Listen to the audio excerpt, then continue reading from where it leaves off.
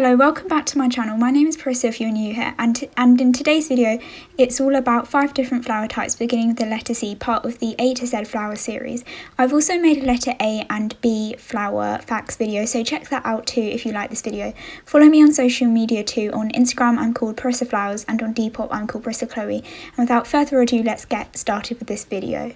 The first flower that I'm going to be discussing is the carnation, and each carnation in general symbolises affection and love, but each carnation colour has a different meaning. So light red symbolises admiration, dark red symbolises deep love, white symbolises pure love, pink symbolises a mum's underlying love, yellow symbolises rejection or disappointment, and striped carnations denote a love that can't be shared. And in Greek, a carnation means flower of the gods. The colours that the carnation come in are the ones that I just discussed, and also it can come in green, which is made by selective breeding, and there's also blue mauve colour, which is produced by genetic engineering. Carnations often bloom in late May, and they can be in bloom for 8 weeks. Some interesting facts about carnations is that it's also called grenadine, and it's thought to be native to the Mediterranean, although it's unknown due to the extensive cultivation of the carnation over the last 2,000 years. And it has a clove-like scent, and it has a ruffled appearance, which is what people appreciate the flower for.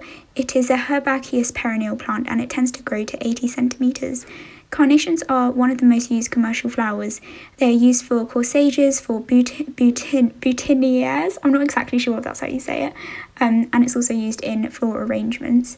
The carnation is the January birth flower, and my birthday is actually in January, which is pretty cool. And it is the national flower of Slovenia, Monaco, Spain, and it is the state flower of Ohio. And interestingly, according to a Christian legend, carnations appeared when Virgin Mary shed tears for Jesus' death as Jesus carried the cross, and this was the first time carnations are said to have appeared on earth. And you can actually eat carnations. You can add them to soup, desserts and salads as a garnish. Carnations are used in medicine for treating nervous and coronary disorders in European herbal medicine. They can treat fevers when used as a tonic. Carnations can also be used in tea, which can help reduce stress and nervousness. They can calm the nervous system, treat muscle spasms. Carnations can improve heart health. They can help treat hair loss. There are also carnation oils which can condition the skin.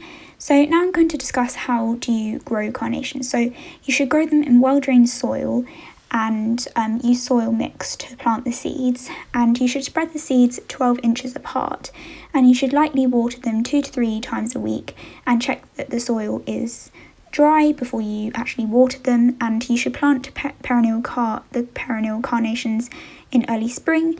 You should add peat for more nutrients because this will help the carnations grow better, and you should put the carnations in sunlight for 4 to 6 hours, as this will help the flowers grow the best. The second flower I'm going to be talking about is the Cape primrose, and this means young love and that you can't live without someone. So the colours that this flower comes in is pink, purple, blue, yellow, white and bi-colours. The blooming time for the Cape primrose is actually spring to autumn, and it can bloom over a long time period. So some interesting facts about this is that they are a cross between a African violet and gloxinia, and flowers are shaped like trumpets, and the leaves are have like a velvet feeling, and they are inexpensive and easy to grow. They are an easy to grow houseplant, and they can last for months, which is such a huge benefit of them. So in terms of the medicinal use of the Cape primrose, I couldn't actually find any information about this. So let me know in the comments down below if you know what if Cape primrose can be used in medicine. I just couldn't seem to find any information. So now I'm going to discuss how do you grow Cape primrose. So basically, you should put the seeds on soil with about 3 seeds per inch, and you shouldn't cover the seeds after flowering as they need light. And make sure that the medium that you use to grow the seeds in are in contact with the seeds, and the flowers should grow within 10 days if the medium is kept moist. And you should ensure that the seeds have sunlight, but not direct sunlight, because you don't want them to overheat. And you should keep the primroses at around 65 degrees because this will ensure healthy growth, and keep the soil moist by watering them regularly. Now I'm going to be discussing candy lilies. So the meaning of candy lilies is fun and beauty. The colours that candy lilies come in are purple, orange, red, white and yellow. The blooming period for them is early July to August. Some interesting facts about them is that they're easy to grow perennials, they're fun, pests don't really affect them. They are actually a hybrid between the lilac coloured Vesper iris and orange freckled blackberry lily.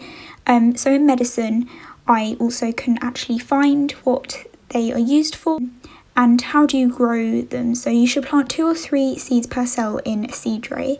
If planting outdoors, you should plant the seeds 3 to 4 inches apart after spring. You should cover the seeds with a little soil so that it becomes moist, and add water to ensure it is moist. And for the best results, you should put the seeds in a well-lit area, and the seeds should germinate after 4 to 8 weeks, and you can transfer the seeds in the tray from the tray to a larger pot. Now I'm going to be discussing the calla lily. This is one of my favourite flowers beginning with the letter C. I just think it's beautiful, and I think it's so cool how it comes in so many different colours. It comes in pink, red, orange, white, green, black and even in multicolours. And the meaning of this flower is faithfulness, holiness and purity. The blooming period for this flower depends on the temperature, variety of calla lily and the amount of light. But the perennial calla lilies tend to grow late spring to early summer, and they often last 3 to 8 weeks. Some interesting facts about the calla lily is that the word calla means beautiful. They are native to South Africa, particularly Swaziland and Lesotho, and it is associated with Hera, which is a Greek goddess.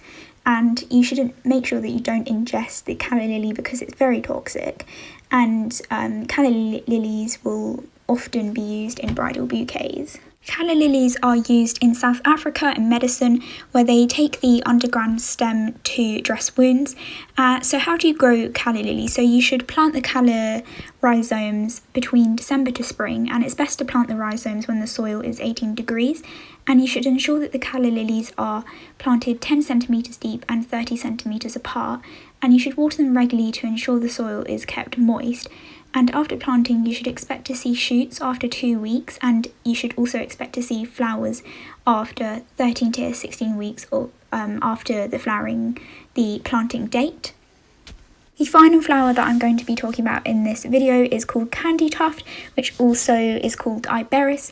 And when you split this word up, the word candia actually is a Greek word which means crete, and then tuft refers to clusters of flowers. Candy tuft represents sweetness and beauty. The colours that it comes in are white, pink and purple. The blooming period is between spring and summer, and some interesting facts is that it's from the genus Brassicaceae.